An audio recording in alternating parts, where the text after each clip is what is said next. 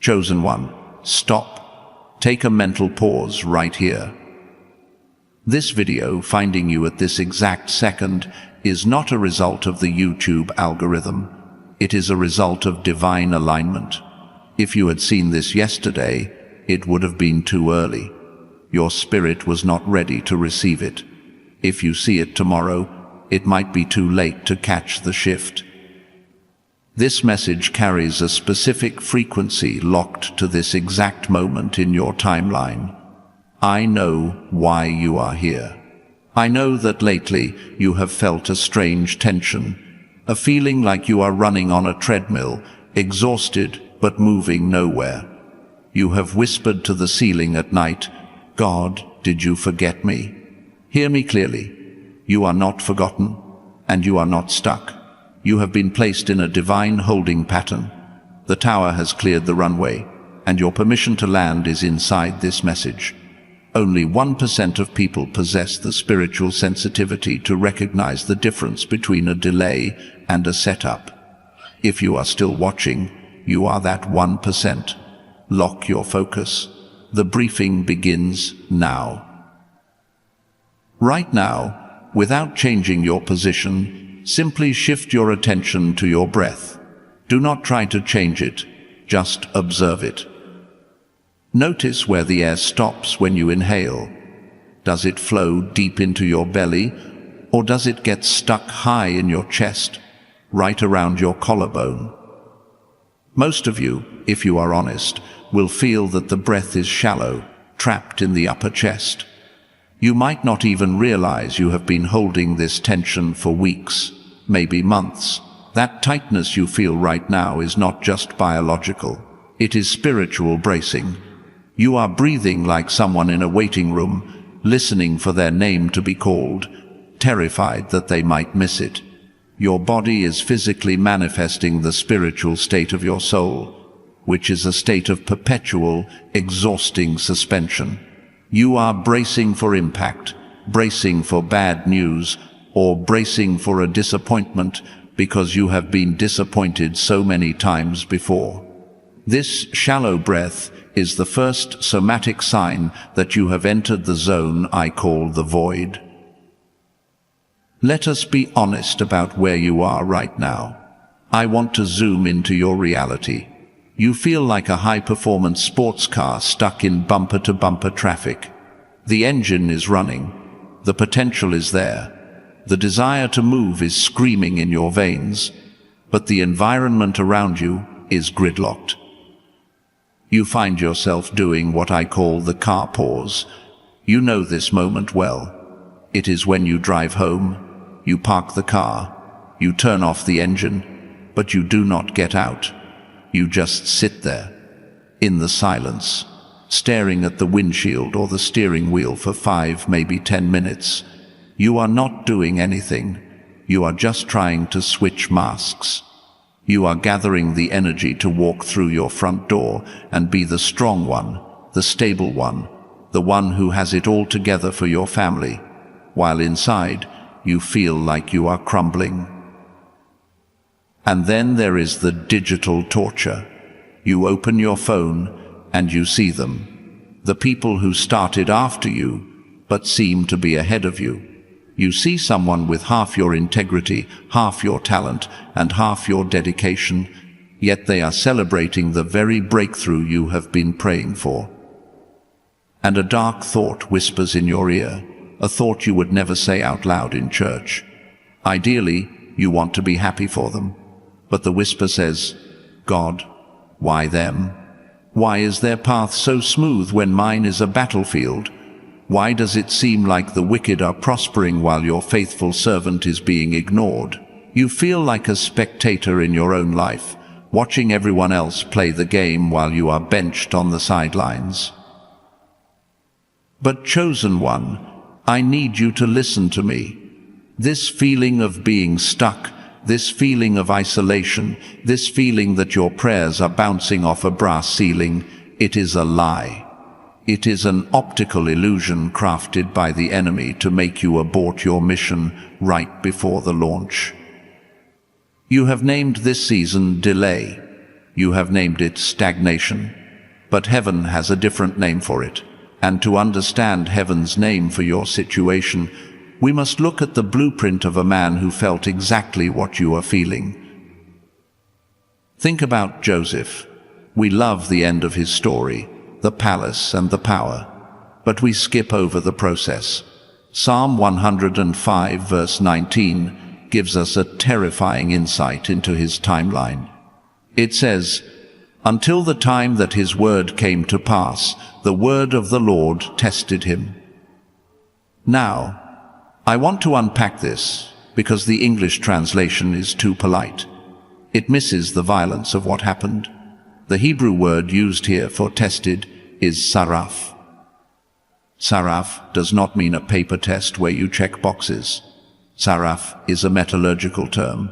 It means to smelt, to refine, to fuse metal by extreme heat. It means to put gold into a crucible and turn up the fire until every impurity floats to the top so it can be skimmed off. When the Bible says the word of the Lord tested him, it means the promise God gave Joseph was the very thing that was burning him. The vision of greatness was the fire. Having a big destiny while living in a small reality creates a friction, a heat, a pressure that feels like it is killing you. But it is not killing you. It is Tsaraph. It is refining you. You are not just waiting, chosen one. You are being smelted. The reason you feel this intense pressure, the reason you feel this heat, is not because God has looked away. It is because his hand is on the thermostat.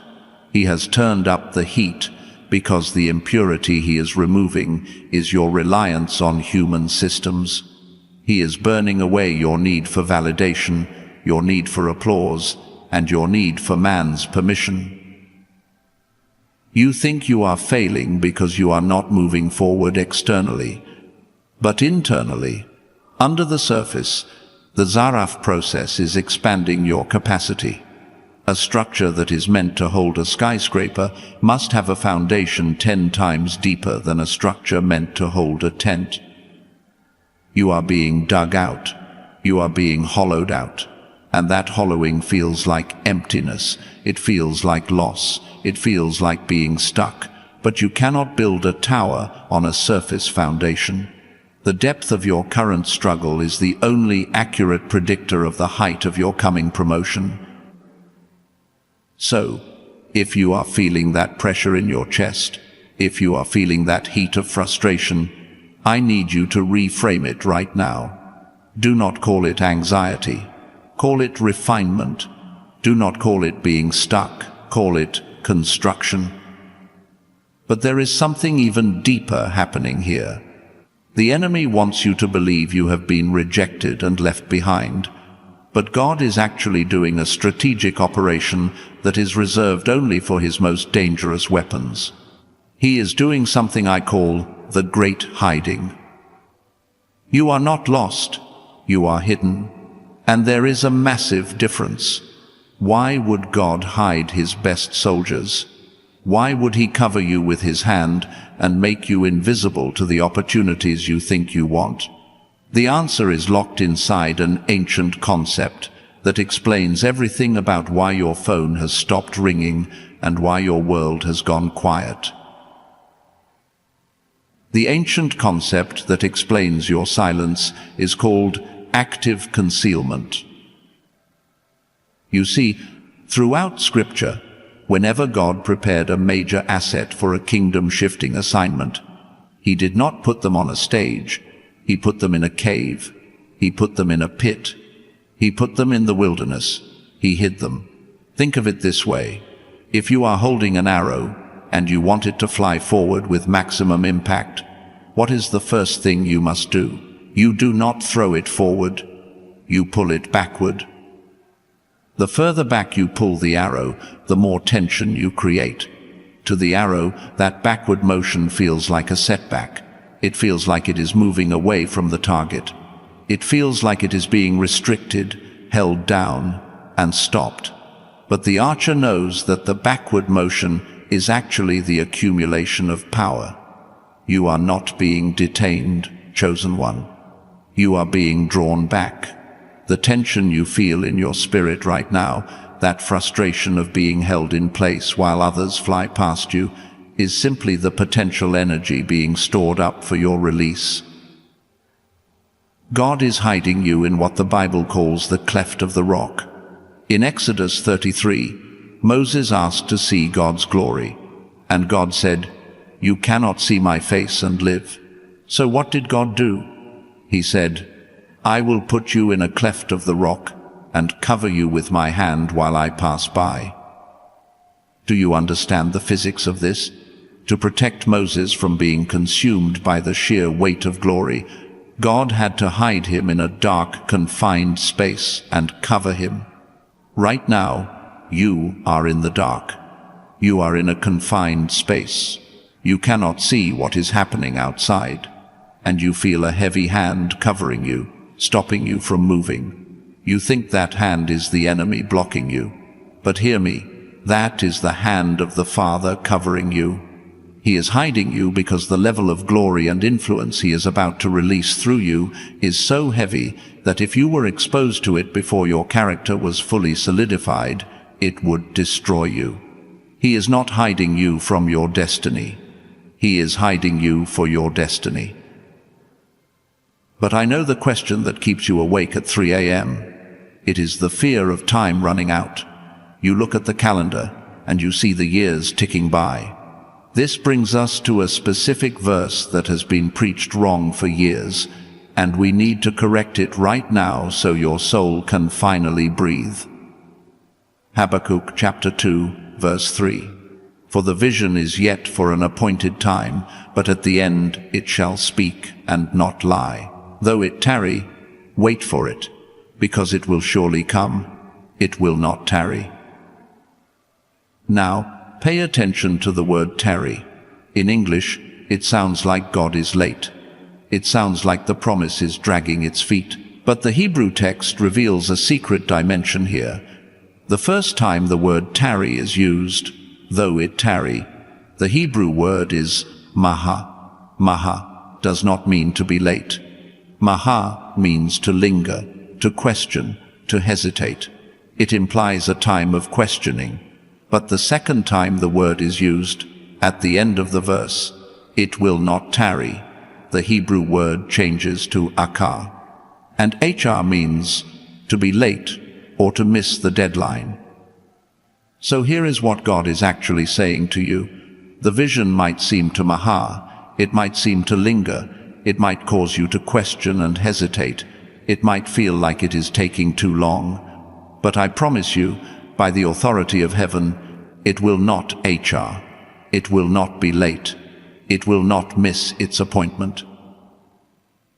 God operates on a mode, a Hebrew term for an appointed time. It is a scheduled rendezvous. If you have a meeting at 5 p.m. and you arrive at 4 p.m., you are not early, you are just waiting. The meeting is not late. The meeting is set. You are currently in the gap between your arrival and the appointed time. And the enemy is using this gap to whisper that you have been forgotten. But this leads us to the most critical distinction you must learn today, because there is a very real danger here. Not every delay is from God. Sometimes the enemy does try to block you. Sometimes resistance is not a divine hiding place. It is a demonic prison. And you need to know the difference, because your reaction must be completely different for each one. If it is the enemy, you must fight. But if it is God hiding you, and you fight it, you are actually rebelling against your own protection. So how do you know? How do you distinguish between divine hiding and demonic blocking? There are 3 specific signs. I want you to mentally scan your last 6 months as I reveal these. Do not just listen. Audit your life. The first sign that you are being hidden by God is what I call illogical peace, or peace in chaos. Imagine a hurricane. On the outside, winds are tearing trees out of the ground. Debris is flying. it is violent. But in the very center, in the eye of the storm, it is perfectly still. If the enemy were blocking you, your spirit would feel restless, anxious, and frantic. You would feel a driving need to kick down doors. You would be operating out of fear. But when God hides you, even though your circumstances are frustrating, even though your bank account might be low, even though you are lonely, deep down in your gut, there is a strange, heavy anchor of peace. It is the kind of peace that makes no sense to your logical mind. Your brain is screaming, "Panic, do something." But your spirit is sitting in a chair, calm, saying, "I am safe." If you have felt a calm that you cannot explain amidst a storm you cannot control, that is the fingerprint of the Father. He has placed you in the eye of the storm. The second sign is invisible provision. I call this the Cherith principle. When God hid Elijah by the brook Cherith, Elijah did not have a farm. He did not have a salary. He did not have a storehouse. He was cut off from the economic system of Israel. But he did not die. God commanded ravens to bring him bread and meat in the morning and evening. Think about that. Ravens are scavengers. They do not share food. For a raven to bring food instead of eating it is against its nature. It is supernatural. Look at your life during this season of waiting. You may not be thriving. You may not be overflowing. You may not have the surplus you want. But are you dying? No. Have you missed a meal? No. Just when you thought you would go under, did a check arrive in the mail? Did a stranger help you? Did a bill get delayed? Did provision come from a source that made no sense, like a raven? If the enemy were truly blocking you, he would cut off your supply completely to starve you out. But if you are seeing just enough manna for the day, arriving in ways you did not plan, that is proof you are in God's hiding place. He is sustaining you in secret so you do not have to depend on the systems of the world. But chosen one, peace and provision are just the first two markers. There is a third sign. And this one is the most important of all because it is the most painful. It is the sign that usually makes chosen ones quit right before the door opens. If you misinterpret this third sign, you will turn your season of hiding into a season of imprisonment. You will stay in the cave longer than you were meant to. This third sign has to do with what is happening inside your chest right now. It is the pressure of expansion, and it requires you to perform a specific spiritual protocol starting today. If you do not do this, you will not just delay the promise. You might repel it. Let me show you what you must do to exit the waiting room. The third sign that you are being hidden by God and not blocked by the enemy is the most painful one to endure. It is the sign of internal expansion against external restriction. Imagine a seed buried in the soil. Inside the shell of that seed, life is expanding. The DNA is activating. The root is pushing out. The pressure inside is immense because the life force is getting bigger, but the shell is staying the same size. Eventually, the shell has to break. This is exactly what you are feeling. You feel like you have outgrown your life. You walk into rooms that used to feel comfortable, and suddenly they feel small. You talk to friends you have known for years, and the conversation feels flat, draining, and superficial. You feel like a giant trying to live in a dollhouse. This is not arrogance. This is expansion. God has enlarged your spirit in the hiding place, but he has not yet changed your environment. And this discrepancy creates a holy frustration. You feel isolated not because you are weird, but because you are vibrating at a frequency that your current environment can no longer support. If the enemy were blocking you, you would feel shrunken, weak, and defeated. But you do not feel weak. You feel powerful, but contained. You feel like a racehorse locked in the starting gate, kicking against the stall. That kicking is the proof of your readiness. So, what do you do with this energy? If you mismanage this pressure, you will make the mistake of Abraham. You will try to help God out. You will try to birth an Ishmael because you got tired of waiting for Isaac. To prevent this, you must activate a specific spiritual system starting right now. I call this the Divine Pause Protocol. This is not a suggestion. This is the survival manual for the transition zone. There are 3 components to this protocol, and you need to apply them immediately. The first component is the command to stop forcing doors. Listen to me closely. If you have to force it, it is not God. If you have to manipulate the conversation, if you have to chase the person down, if you have to constantly convince them of your value, that is a door of the flesh. When God opens a door in the Kairos timeline, it swings wide. Your job is to walk through, not to break in. The energy you are wasting trying to pry open locked doors is the very energy you will need to walk through the open one. Stop jiggling the handle. Step back and let God be the doorkeeper. The second component is the circle audit. Because you are expanding, you can no longer afford to share your big dreams with small minds. Joseph made this mistake. He shared his dream of ruling with brothers who were content with shepherding, and they threw him in a pit. Right now, I want you to perform a mental action. Visualize your social circle. Who are the people you are sharing your raw, unfiltered dreams with? If you tell them your vision, and their first response is a list of reasons why it might fail, or a polite silence, or a change of subject, they just disqualified themselves from your inner circle.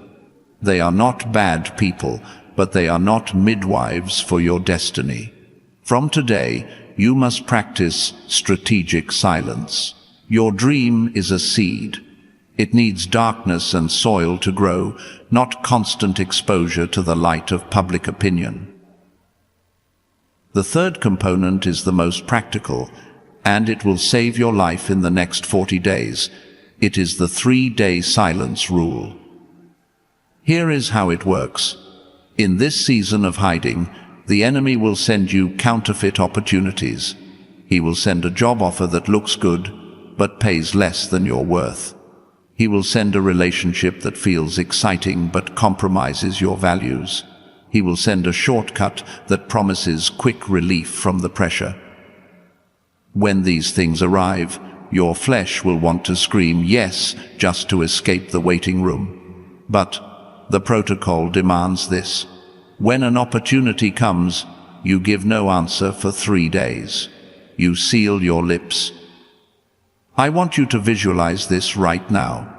In your mind's eye, see yourself holding a golden seal. Imagine placing it over your mouth. For 3 days, you do not agree. You do not sign. You do not commit. You take that offer into the secret place. If it is from the enemy, the initial excitement will turn into anxiety and confusion by day 3. If it is from God, the peace will deepen and solidify like concrete.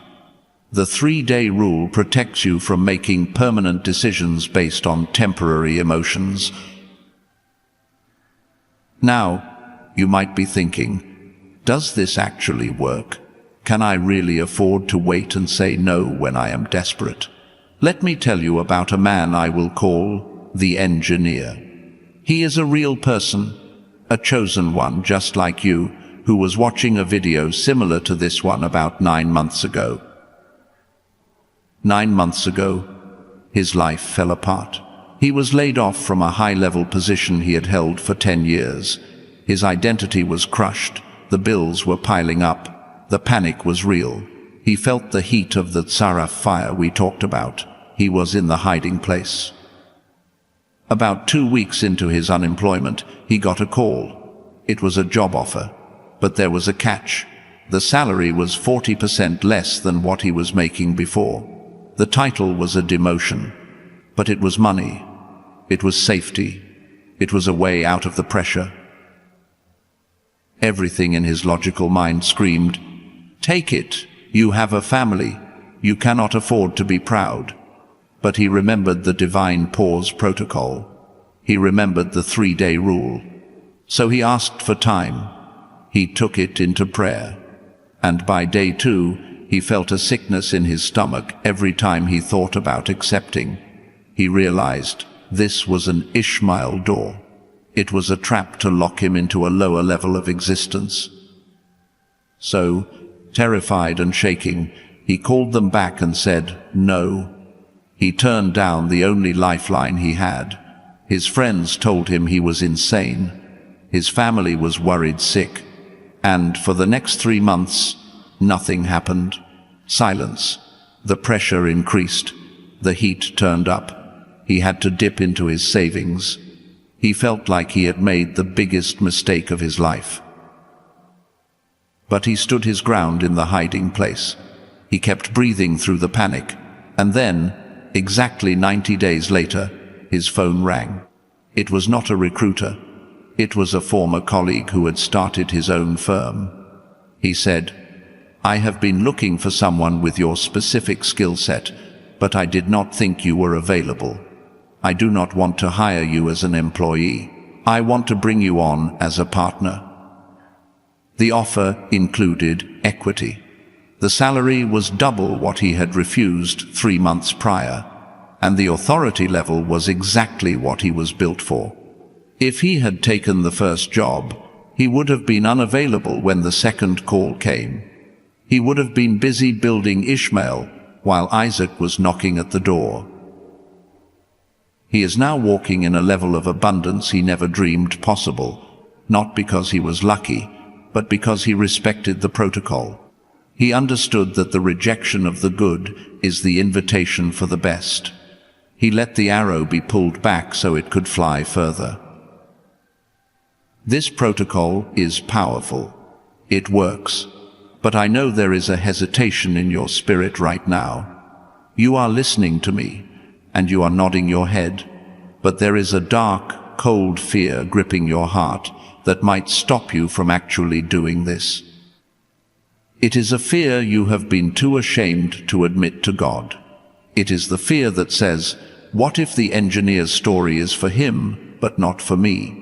What if I am damaged goods? What if I say no to the good, and nothing else comes?"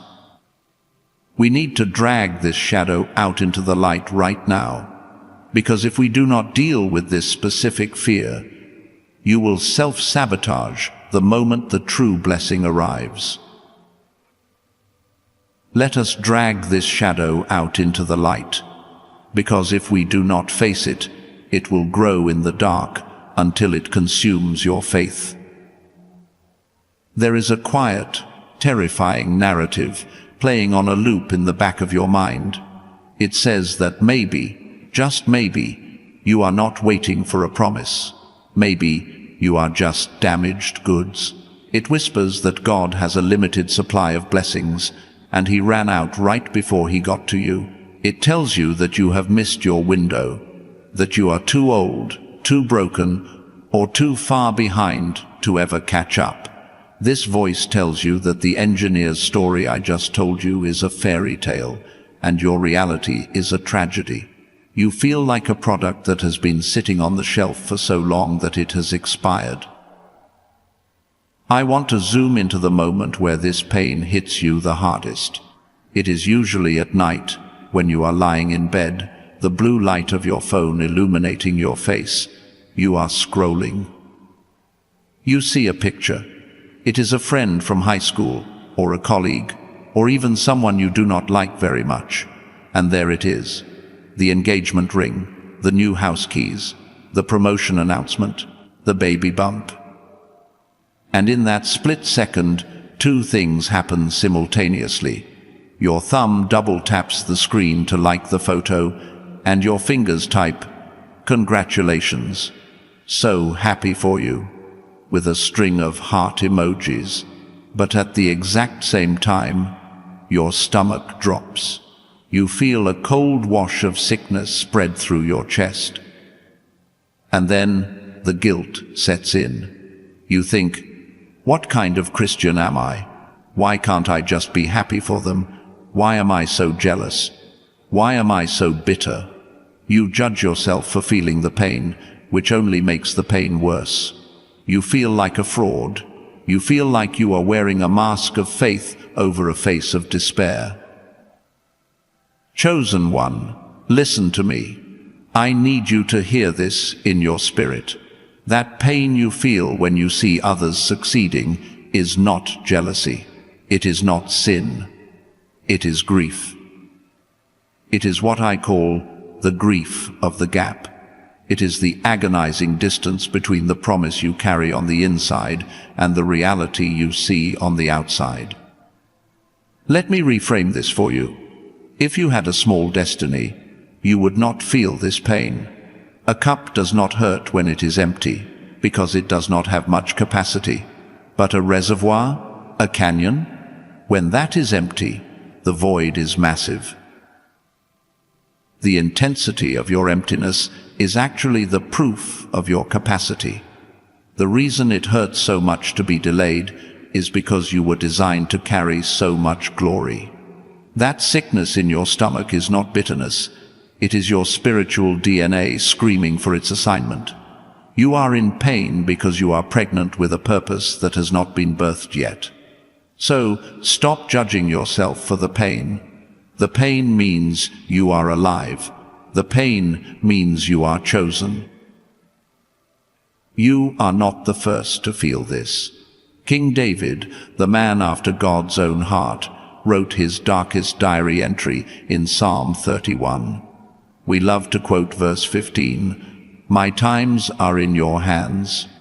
It sounds so lovely on a coffee mug, but we ignore the context. When David wrote this, he was not sitting on a throne. He was not wearing a crown. He was running for his life. In verse 12 of that same chapter, he admits something heartbreaking.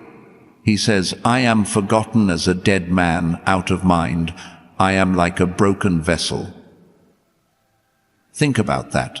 The anointed king of Israel felt like a piece of broken pottery that someone threw in the trash and forgot about.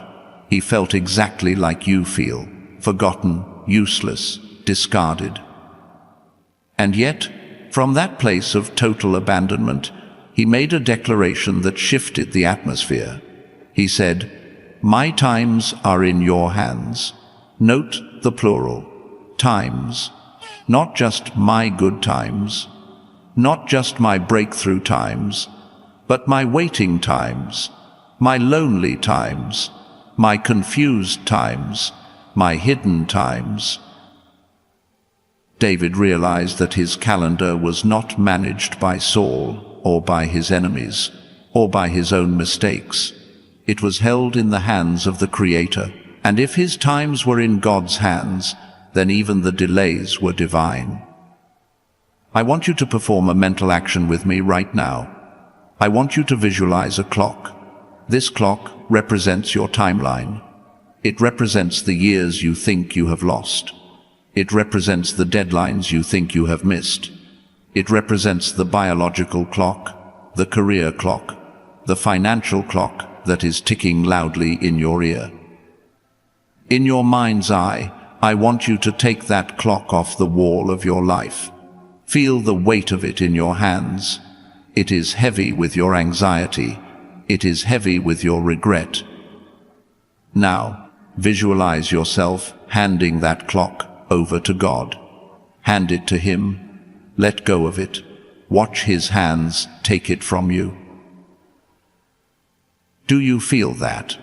The moment you let go of the clock, you let go of the control. You are acknowledging that He is the timekeeper. But here is the secret I have been waiting to tell you. This is the truth that will shatter the illusion of you being behind. When you place your time in God's hands, the rules of physics change. You have been looking at time all wrong. You have been operating on a linear timeline, thinking that because you lost 5 years, you are 5 years behind. But what if I told you that is not how God counts?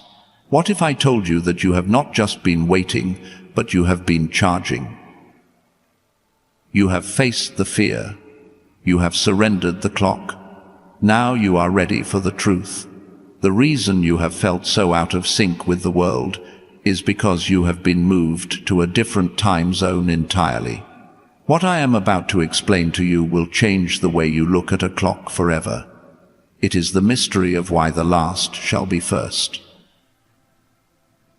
You have been looking at your life through a lens that is lying to you. You look at your age, you look at your bank account, you look at the years that have passed since you first heard God's voice, and you do the math. You calculate the distance between where you are and where you thought you would be, and the result of that calculation is a heavy word called late. You feel late. You feel behind. You feel like the window has closed. This mindset is the spirit of Chronos. In Greek, Chronos refers to chronological, sequential time. Tick-tock, tick-tock. It is the time that eats its own children. It is linear. It is unforgiving. In the Chronos dimension, time is a depleting resource. Once a second is gone, it is gone forever. If you lose 10 years in Chronos, you are simply 10 years poorer. And because you have been living in this world, you have judged your spiritual destiny by Chronos rules. You think because you lost time, you lost the dream. But here is the revelation that will break the spirit of delay off your life right now. God does not live in Chronos. God lives in Kairos. Kairos is not about minutes. It is about moments. It is not about duration. It is about dimension. Chronos is horizontal. It moves from left to right. But Kairos is vertical. It strikes from heaven to earth. When God intersects your life, He does not look at your watch. He looks at your alignment. And the massive twist in your story, the reason you have felt so out of place, is because God has shifted you out of the linear timeline and moved you into the quantum timeline. You are not late, chosen one. You have been transferred. In Chronos, progress is incremental. You take one step, you go 1 foot. 1 + 1 = 2. It is slow addition. It is logical. It is safe. But in Kairos, the math changes completely. The laws of physics are suspended. Deuteronomy 1:11 gives us the formula for Kairos math. It says, "May the Lord God of your fathers make you 1,000 times so many more as ye are." Did you catch that? Not double, not triple, 1,000 times. That is not addition. That is exponential multiplication. This is why you had to be pulled back. Think about the physics of a slingshot. To send a stone further and faster than it could ever fly on its own, you must first pull it back. To the stone, that backward motion feels like a retreat. It feels like moving away from the target. It feels like restriction. But the further back you are pulled, the more potential energy is stored in the elastic. You have not been losing ground. You have been gathering force. The reason your delay has been so long is because your trajectory is so far. You are not waiting to walk. You are waiting to launch. We see this physics-bending power in Joshua chapter 10. This is the ultimate proof that God controls the clock. Joshua is in the middle of a battle. He is winning, but the sun is going down. In the natural laws of Chronos, when the sun goes down, the battle is over. The enemy escapes in the dark. Joshua is running out of time. Logic says he should retreat and try again tomorrow. But Joshua knew he was in a Kairos moment. He knew he was aligned with God's will. So he did something audacious. He spoke to the celestial bodies. He said, "Sun, stand thou still upon Gibeon, and thou moon in the valley of Ajalon." And the Bible says the sun stood still. Time stopped. The entire rotation of the planet paused for one man who dared to believe that God's purpose was more important than the laws of nature. God manufactured time where there was no time. He created an extension where there was a deadline. He froze the universe to ensure his servant got the victory. I want you to perform a mental action right now. I want you to visualize the timeline of your life. Usually, you see it as a straight line from birth to death, with your current age as a dot in the middle. Now, I want you to visualize God's hand reaching down and bending that line. See him taking the future and folding it back to meet your present. This is a wormhole. This is a portal. God is able to compress 10 years of blessing into 10 months. He is able to restore the years the locust has eaten. He is not just giving you the time back. He is giving you the acceleration to overtake those who started before you. The delay was the setup for the slingshot, and the tension you feel right now is the elastic about to snap. But I must issue a code red warning. This is where most chosen ones fail. When you enter a Kairos window, the atmosphere changes. You become a high-value target. In the Chronos world, the enemy ignored you because you were moving slow. But now that you are in the quantum timeline, now that you are positioned for acceleration, you have appeared on the enemy's radar as a threat level midnight. He knows he cannot stop the sun from standing still. He knows he cannot stop the slingshot from releasing. So he changes his strategy. He stops attacking your strength and starts attacking your focus. He sends in special agents I call the time thieves. These are not demons with horns. They are subtle, attractive, logical distractions designed to make you look away right at the moment of launch. In the next 40 days, 3 specific time thieves will try to enter your life. If you do not recognize their faces, they will steal your Kairos moment and put you back in the waiting room. Let me show you exactly what they look like so you can block them at the door. Listen to me, because your spiritual survival depends on understanding this next principle. The moment you step into the Kairos timeline, the rules of engagement change. In your previous season, the enemy might have ignored you. You were moving at a normal speed, making normal progress, and frankly, you were not a threat to his kingdom. But now that you have entered the quantum timeline, where God is accelerating you 1,000 times faster than logic dictates, you have become a high-value target. The enemy is terrified of your Kairos moment. He knows that one day of you walking in full alignment is more destructive to his plans than 1,000 days of you walking in confusion. He knows he cannot stop God from blessing you. He cannot stop the sun from standing still. So he does not attack God.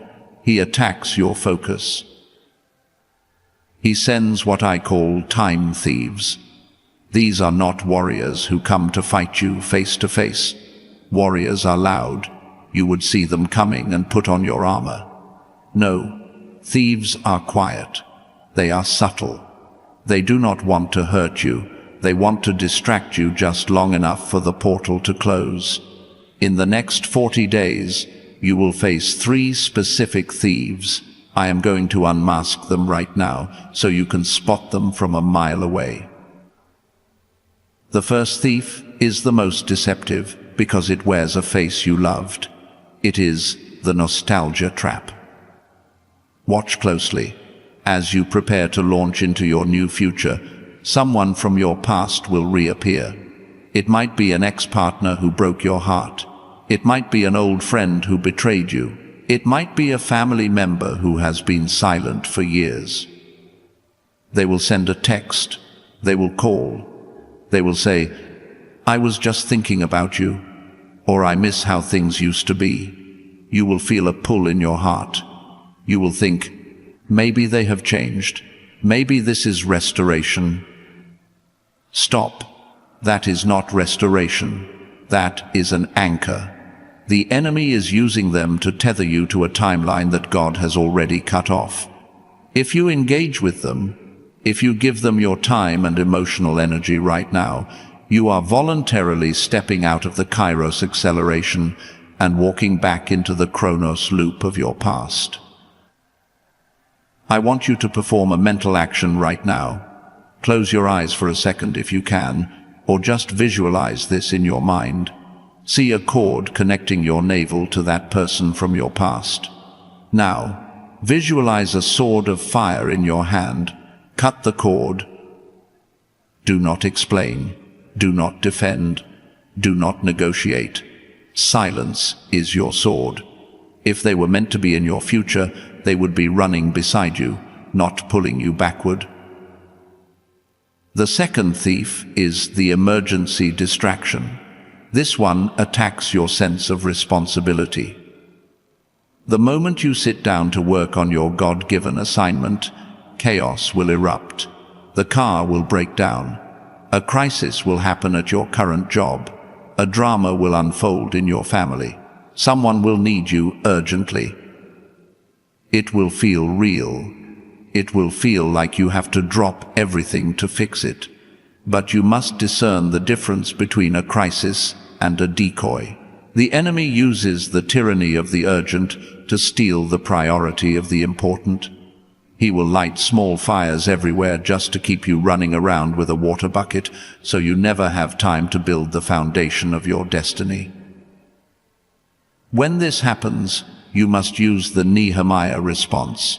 When Nehemiah was building the wall of Jerusalem, his enemies tried to distract him with meetings and crises. His response was simple: "I am doing a great work, so that I cannot come down." You must learn to say, "I cannot come down." Let the small fires burn if you have to. Your assignment is too great to be sacrificed on the altar of other people's emergencies. The third thief is the most subtle of all. It is the fatigue spirit. This is not normal tiredness. This is a spiritual anesthesia. Have you noticed that you can scroll on your phone for 2 hours with perfect energy, but the moment you open your Bible, or the moment you sit down to work on your business, or the moment you try to pray, a heavy fog descends on your brain. Your eyes get heavy. You feel drained. You feel a sudden need to nap. That is not biology. That is witchcraft. The enemy is trying to put you to sleep during your surgery. He is trying to sedate you, so you miss the download. If you feel this heavy fog, do not just go to sleep. Stand up. Walk around. Rebuke the spirit of slumber. Splash cold water on your face. Command your spirit to wake up. You are under attack, and the weapon is heaviness. To defeat these three thieves, you need a defense system. I am giving you a framework called the Time Shield. For the next 21 days, I want you to enter what I call monk mode.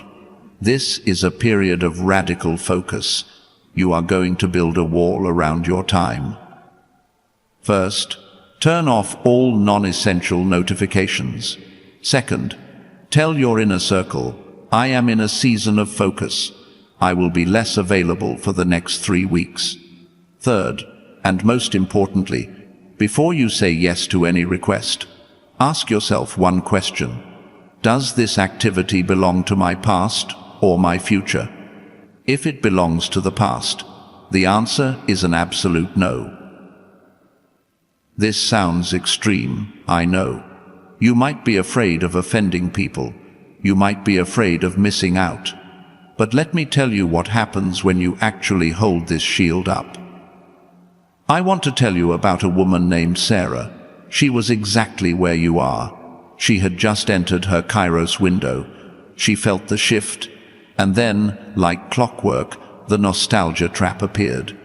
Her ex-fiancé, the man who had walked out on her 3 years prior, texted her.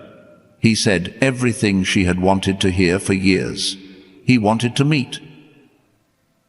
Every emotion in her body screamed, "Go! This is it!" But she remembered the warning about the time thieves.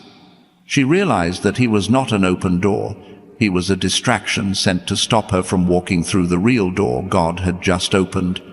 She did something that felt like it was killing her. She blocked his number. She held up the time shield. And because she refused to let the thief in, because she protected her Kairos moment with radical obedience, something happened the very next week that she never saw coming. It was a twist that turned her entire life upside down in the most beautiful way possible. 7 days. That is exactly how long it took for the shift to happen.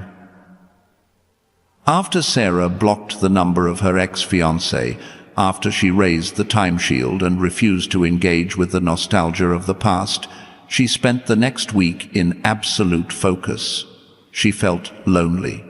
She felt the withdrawal symptoms of cutting off an emotional tie. But she stood her ground in the monk mode. On the 7th day, she received an email. It was an invitation to a private leadership workshop she had applied to 2 years ago and had been rejected from. They said a spot had opened up last minute, and they felt led to offer it to her. She walked into that room, and sitting at the table next to her was not just a business partner, but a kingdom connection who held the exact key to the ministry she had been trying to launch for 5 years. In one 2-hour conversation, she accomplished more than she had in 5 years of striving. Do you see the math? That is Kairos. If she had taken the bait of the nostalgia trap, she would have been emotionally exhausted and distracted. She would have missed the email, or she would have walked into that room carrying the heavy energy of the past, and she would have missed the connection. Because she blocked the thief, she secured the blessing. Chosen one, look at the full picture we have painted today. Can you feel the weight of what has been revealed? We started with the heaviness in your chest, that feeling of being stuck in the car, unable to move. We realized that you were not rejected, but you were undergoing the Tsaraph process, hidden in the cleft of the rock by the hand of God. We discovered that your delay was actually a pullback for a slingshot launch. We shattered the illusion of Chronos time and revealed that you have been moved into the quantum timeline of Kairos, and we exposed the 3 time thieves that have been trying to keep you from your appointment. This is not just information, this is a map, and right now you are standing at the X that marks the spot. I want you to check your internal gauge right now. Tune in to your heartbeat. Do you feel it beating a little faster? Do you feel a strange heat rising in your chest or at the back of your neck? Do not be afraid of that sensation. That is not anxiety. That is spiritual adrenaline. Your spirit recognizes that you are standing on holy ground. Your DNA is vibrating because it knows we are about to seal this transaction. But before we seal it, there is one final code I must give you. It is the guarantee that God can actually do this. You might be sitting there thinking, I understand the concept, but I have lost so much time. I have lost decades. How can even God fix that? The answer is in Ephesians 5:16. The English Bible says, redeeming the time because the days are evil. But once again, the English is too weak. It does not capture the power of the original language. The Greek word used here for redeeming is Exagorazo. It is a commercial term used in the ancient slave markets. It means to go into the marketplace and buy back something that has been sold into slavery, to pay the full ransom price and take it out of the market forever. When God says He will redeem your time, He is saying, I am going into the slave market of the enemy. I am going to the places where your years were stolen by addiction, by depression, by bad relationships, and by fear.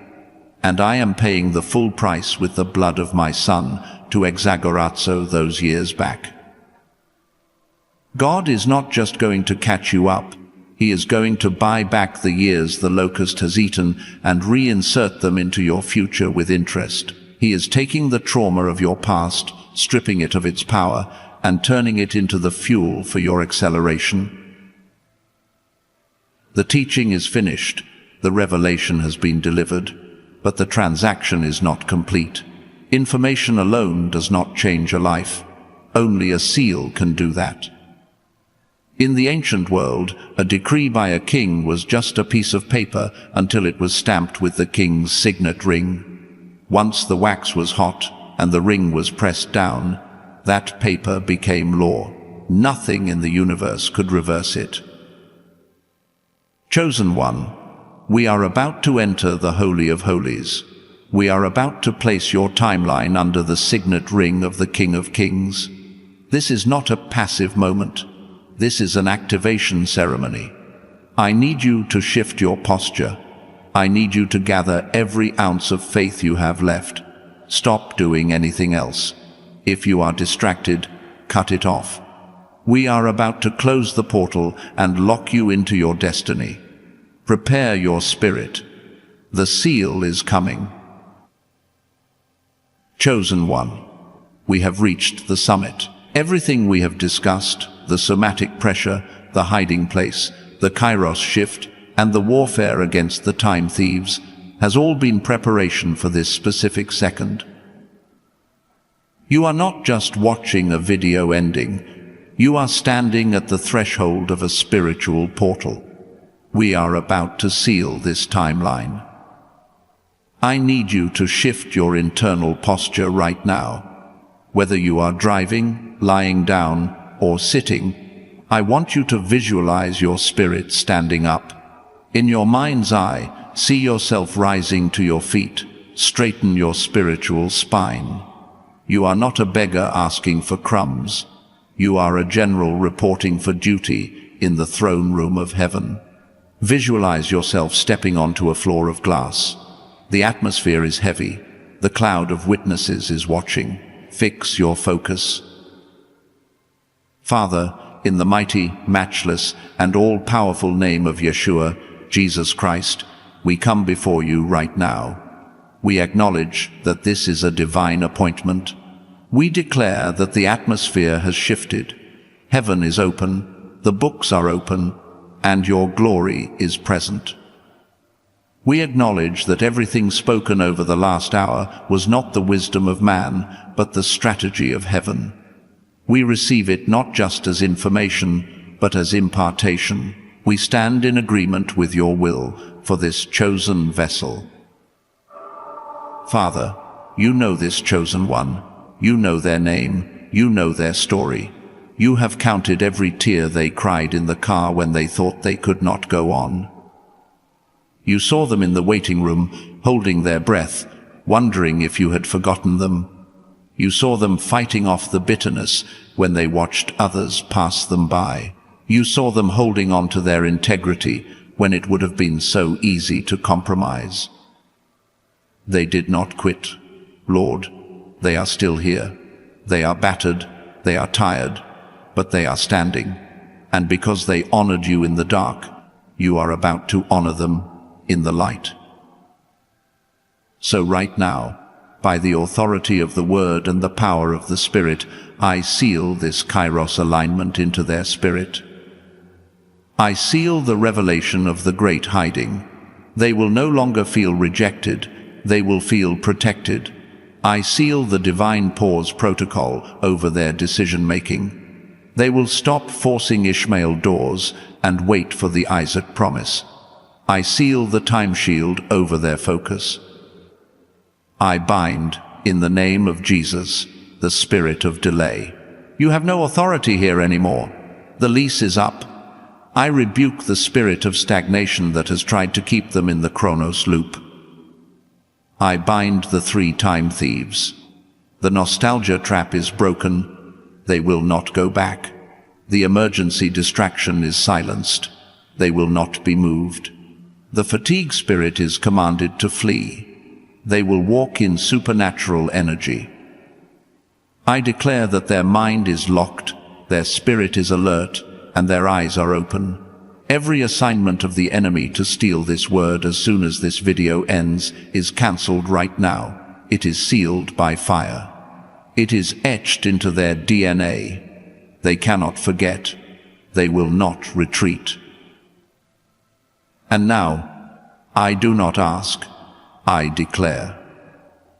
I decree over your life, chosen one, that the years the locust has eaten are being restored right now.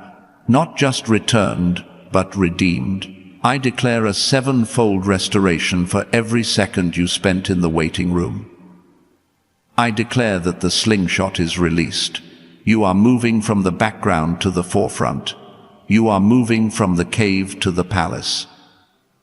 Within the next 40 days, I declare that the sun will stand still for you. Time will bend to favor you. Opportunities that should have taken 10 years to build will manifest in moments.